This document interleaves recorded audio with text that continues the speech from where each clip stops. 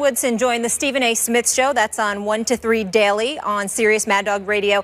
And they discussed Jimmy Graham. And basically, essentially what he said is that Graham is not a complete teammate and he does not block. Stephen A., can you get into this more in terms of what you and Darren discussed?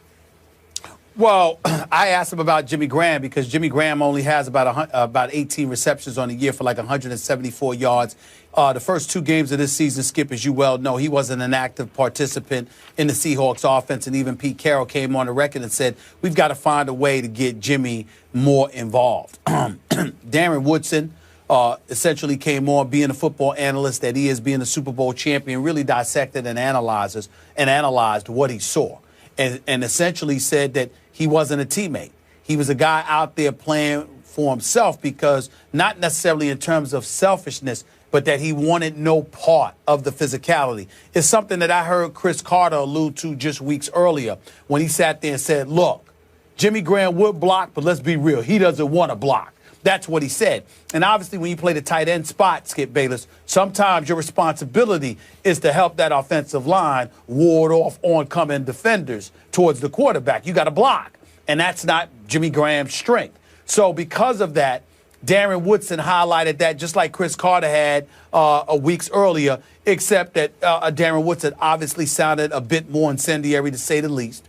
Just basically said that you're not a teammate. If you're not willing to do what your job description entails, then you're not willing to fulfill your obligations. And if you're not willing to fulfill your obligations, you're not really a teammate. You're not a part of the team. That was the conclusion that Darren Woodson came to. Now, we all know, to at least some degree, Jimmy Graham's background, how a lot of people have been getting on him lately. Outside of Rob Gronkowski, he was considered an elite tight end in the game of football in terms of his talent. We saw him humbled significantly when he went up against the Seattle Seahawks over the past couple of years. So the allure surrounding Mr. Fantasy Superstar himself, Jimmy Graham, sort of dissipated to some degree because we know that the fantasy football lovers just absolutely love him. But then he ultimately gets traded from, New Orleans to Seattle. And you're thinking, well, he's supposed to shine in this particular system. That has not been the case. And so it's been open season on him. Then now you see these stories coming out, talks about his background, talks about foster care, talk about being abandoned by his mom, talk about some of the things that he had to endure. So to call him soft in any way seems sacrilegious and idiotic. But in the end, what it comes down to is this, in my estimation, Skip. The problem with Jimmy Graham is that Jimmy Graham is a tight end that does not view himself as a tight end. Jimmy Graham sees himself as a wide receiver. Remember that beef he had with New Orleans a couple of years back when he was looking for additional dollars. He was saying, I'm not a tight end, I'm a wide out.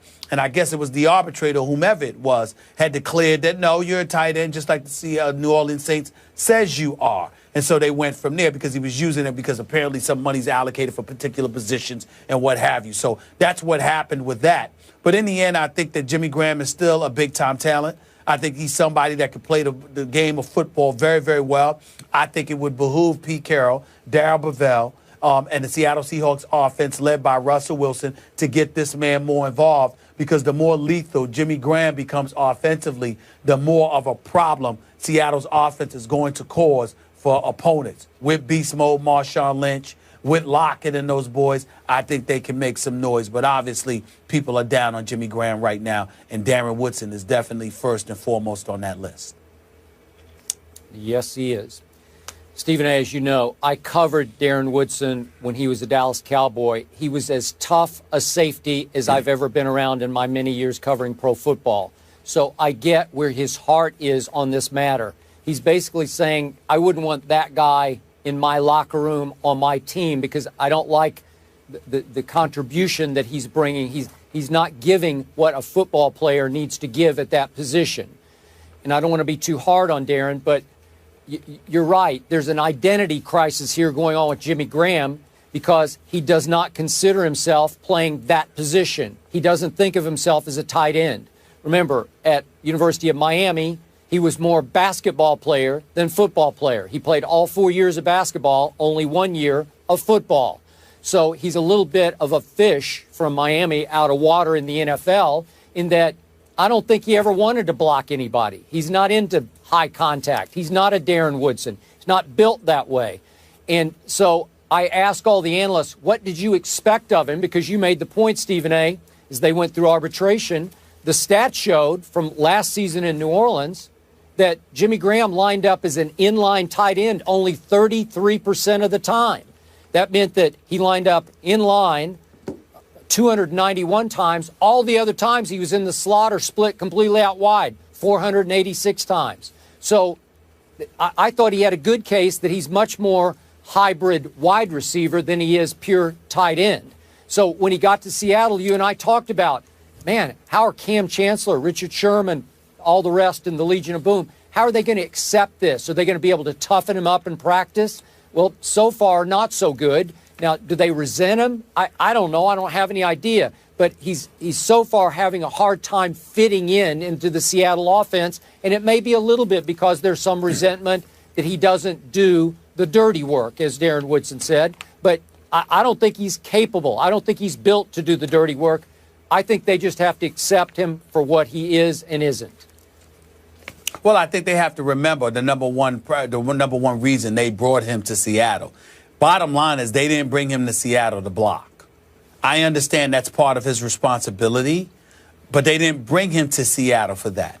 They brought him to Seattle to catch the football. They brought him to Seattle to be their version and the NFC's version of Rob Gronkowski, because we all know as it goes for tight ends, he may be the closest thing to Rob Gronkowski out there in terms of route running and catching the football from the tight end slot. If they utilize him effectively, none of this is an issue. I promise you. The Legion of Boom is going to look at him and his ability to elevate Seattle's offense, and they will gravitate to him in a heartbeat. But you don't ask a guy like that to block that much. I don't care what anybody says. You just don't do it. Because not only does he not want to, but he's not built for it, okay? He's a big boy, but he's not big and rugged like Rob Gronkowski. He's just tall and athletic. There's a difference. And when you have somebody like that, you've got brawlers and you've got boxers. He's a boxer. He's a finesse guy. He's gifted in skill. I agree. There's no rough and ruggedness to him. He might be internally stronger than they're giving him credit for, but he's not a rough and rugged kind of player. He's more finesse and skilled. And when you know that, you can't put him in a position where you're asking him to be Rough Riders. I do understand, though, where it's coming from. Remember what I told you Cam Chancellor and the Legion of Boom told me a couple of years back? We teach everyone here to attack your fears. Whatever you fear, go out there and do it, because we don't want you doing it. I don't think it's a matter of Jimmy Graham being fearful. I think it's a matter of him feeling like he's not productive unless he's catching the football and making things happen as opposed to blocking. That's part of his problem. Okay. So somebody's going to have to get into his head and modify his mindset to some degree, but at the same time, they're going to have to learn to appreciate the gifts that he brings to the table, because they didn't have it before he arrived. That's why they went out there and got him. Okay, so Stephen A., this is your other Super Bowl team, the Seahawks. They going to win at Cincinnati Sunday? I believe they will. Their offense has given me no reason to believe that, but I think that they'll come alive and they'll show up for this game. Cincinnati's very good. They're very gifted. You know, I have no faith in them in the postseason, but I think they're legit in the regular season. But they're not going to go undefeated. I think they're right to be had. I think that defense is big time, but I think Russell Wilson could do some things against them, and I think the Legion of Boom is going to rattle Andy Dalton. I think as pretty and as nice as he has looked throwing the football, I think he's going to be made to be very, very uncomfortable this coming Sunday. Give me a score.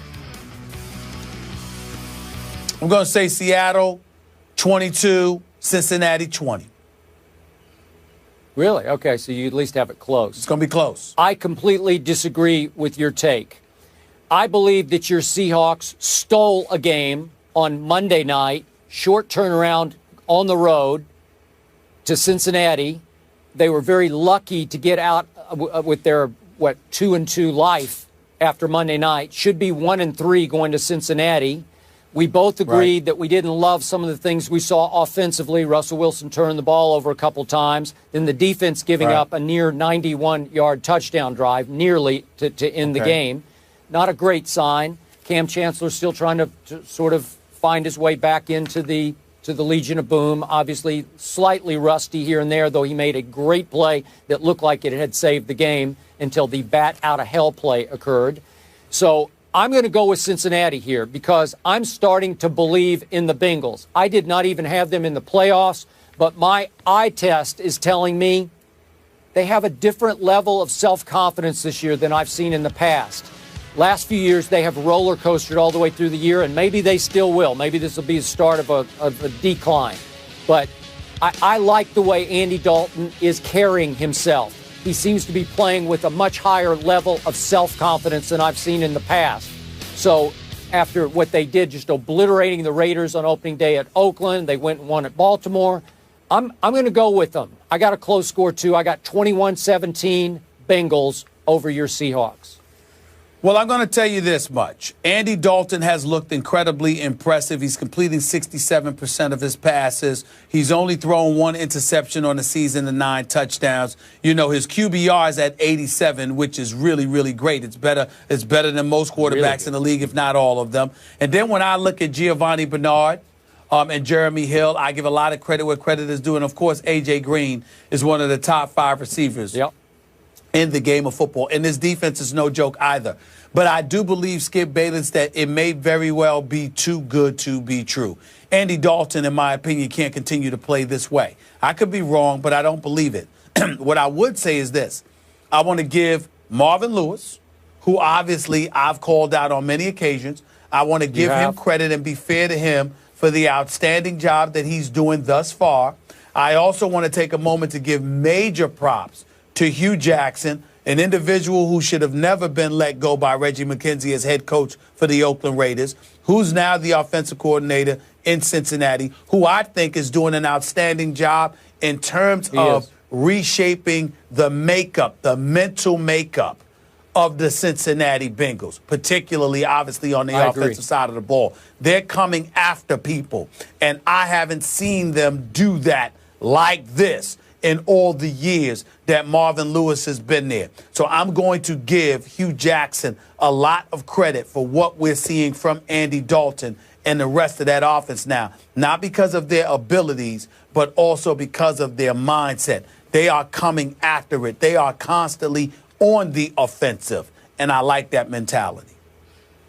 Agreed. Stephen A. has Seattle, Skip has Cincy, both expecting a close one. Jimmy Graham, obviously a highly talented weapon, yet to fit in with his new team. This situation personally reminds me a lot of DeMarco in Philly. Coming up, speaking of special talent, Manny Pacquiao